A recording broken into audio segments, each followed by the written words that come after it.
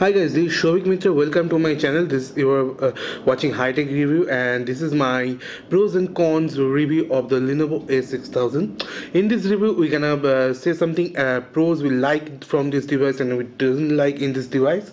So I'm using this device for 3 to 4 days, and I'm happy in some part, but I'm non-happy in some part of this device. So let's start as this review. So first of all, I'm gonna taking that for 7,000 rupees. This is an awesome device. You have get an awesome deal, and so I'm gonna list it some pros and cons for this device. So let's start it with the pros.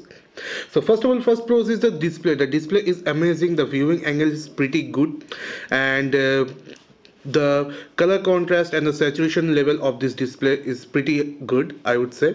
You can view all the pixel, and it's not too much pixelated. The 720p resolution display in the 5-inch screen is pretty good. You get 294 ppi, so which is a best part in this phone. So now the another one is, I would say, the Dolby digital sound. Someone is saying, some people are saying it's a gimmick, but I think it's a pretty good thing in this kind of range mobile device. Dolby digital sound is pretty perfect. This device has 12 Dolby speaker, and the dual speaker works pretty good. You can see here is two speaker, one and two, and the sound output is pretty awesome. I already tasted the Redmi One S, Redmi Note 3G, 4G, and the latest Eureka. But the sound output is pretty good in this device, and and the Dolby sound is also very good, and so it's a pros. Definitely it's a pros. And now there is a touch response. This device also have very good touch response, and this device support 5-point multi-touch. I already said this. You can see in the Antutu benchmark score, and you can check about the multi-touch screen. This device have 5-point multi-touch screen. You can see it from here, I would say. You can see this device a 5-point multi-touch screen, so pretty good. And the Antutu score is pretty good. 20,000 score is not so good, or sorry, not so bad, but it's not so good. It's not 3,000 marks like Eureka, because it's a quad-core processor. So daily performance, no issue. Phone runs smoothly. The UI is too smooth, and you can also use the Google Now launcher in this device. You can see here is the Google Now launcher I'm using. It's pretty good. No lag in this launcher. You can also use Lenovo launcher. So here is the Vive UI. And then the best part of this device I really like, and I really appreciate Lenovo for this, the battery. The 2300 battery easily lasts for a day or for 1.5 days for a single charge. The battery charge fully at 2 to 3 hours maximum it can take, and it's charged through a 1 ampere charger, so it will take some time. But the battery given, the backup is given, it's pretty good, and this device doesn't drain too much battery in night, which is pretty good. I will test 2 to 3 days this device battery, but in night I use Wi-Fi all the day and all the night. Just 3% battery down in the night usage, and I already optimized this device, and I already turn on the auto sync, Gmail account, WhatsApp, etc. But just only 3% battery decrease. So another good thing in this price is 4G LTE support. So this device support 4G LTE India West. I really right now don't know the frequency band, but it support all the 4G network in India, which Lenovo India says, and which is pretty good, I would say. And this device also have the dual SIM capability, so you get the dual SIM phone in this kind of price range, so this is pretty good. And Android KitKat out of the box, you can see Lenovo comes with this Vive UI, and the device run on the Android KitKat out of the box 4.4.4, which is the latest kind of base, but not the latest. Android L is the latest, but it's not too old. And Lenovo also promises that this device they will roll out Android L update in couple of months. They doesn't mention any timeline, but they said this device will get the Android L update, which is pretty good. And some pros, I would say, it is never pros, not a con. 64-bit processor, future proof, 4G LTE support, and many more to 23,000 battery, 2300 battery, which is pretty good, and can run your all the tasks, all the apps, and it can run smoothly all the time. So this all the pros in my view. So let's start talking about the con. So first con, I would say, if you get a call, you don't receive it, but you don't get any notification. So this device doesn't have a LED notification, which is a main con in my way. So you have to turn on your device, unlock it, and you can see the how much message and how much missed call you have. But one thing I want to mention, you can see the notification from here also in the lock screen, which is a features of Vibe UI. And one more thing, Lenovo cut too much features from the Vibe UI, from the Vibe Z2 and Vibe X. In the Vibe X here you have the home screen features. You can use the stock Android, but in these features you don't have this. And one more con I can say, this device also have double tap features, but it's not for the wake up case. I can see you the double tap features. You have to go to desktop setting, and here you can give more setting. You can say desktop gesture setting, and here you have the double tap. In the double tap, you can only customize this: open desktop menu, show recent use app, and notification bar. So you can, if you using the show notification bar also running menu. So if I double tap in the screen, it will say the recent use app. So double tap is working, but it's not too good because it's not for the wake up case. You can't double tap it to wake up the device and lock the device like Eureka and OnePlus One. And one more thing, Vibe UI. I'm not pretty happy with the Vibe UI.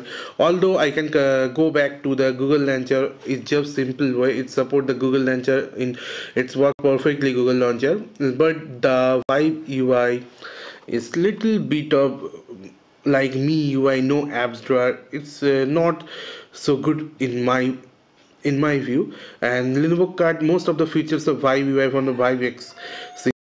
And one more issue here, guys, which is a major con of this device, RAM customized RAM issue, which is same as Redmi 1, as this device run on custom UI, Vibe UI, and support 1 GB RAM.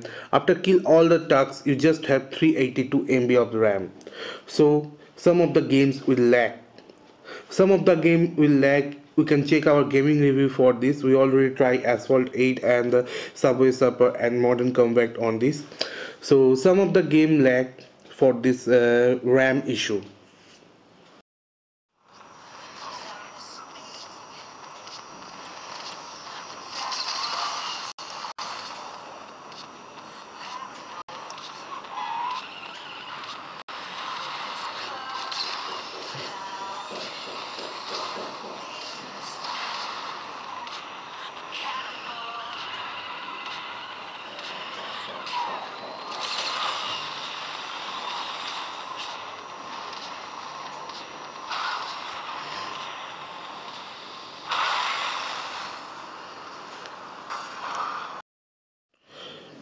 And also another issue is the these buttons are not backlit, and these buttons are not so bright in daylight also.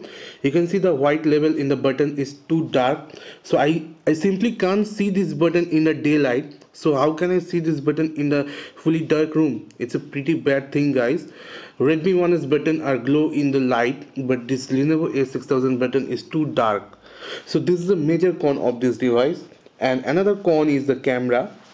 The camera have some issue, guys. It's not the perfect camera. When I tap here and simply click a picture, the shutter speed is not too good. It can take some time. You can see, and the picture I will tap to focus, it not fully focused. You can see the picture is little bit grainy. So camera is not best, I would say. But if you can move the camera and let it be focused automatically, now the picture will come pretty good. You can see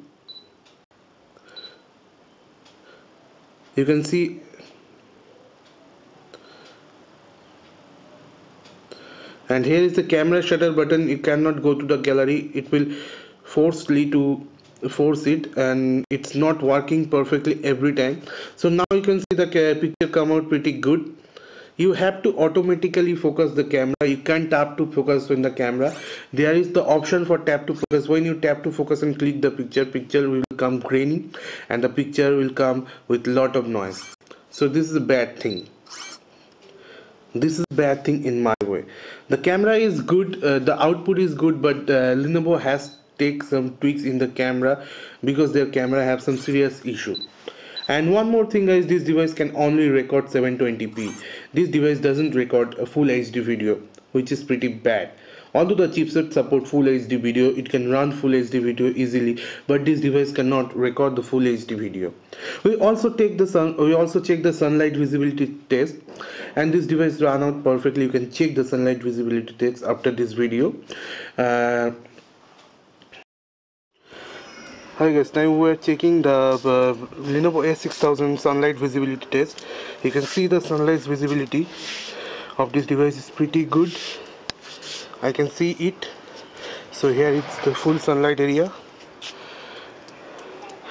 I don't know what it is under the camera, but it's working fine and we can see everything.